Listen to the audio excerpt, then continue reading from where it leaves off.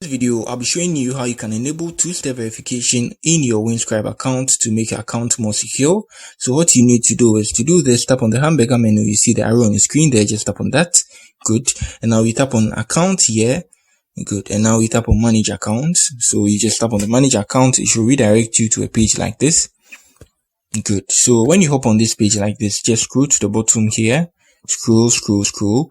And then you can see manage 2FA. So you just tap on that. That's two-factor authentication. You just enable it by entering your password to enable it.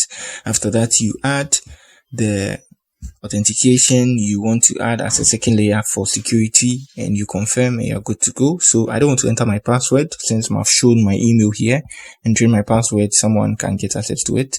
So that's it on how you turn on two-step verification on your Windscribe account. If you are new here, give me a like and subscribe to my channel. Peace.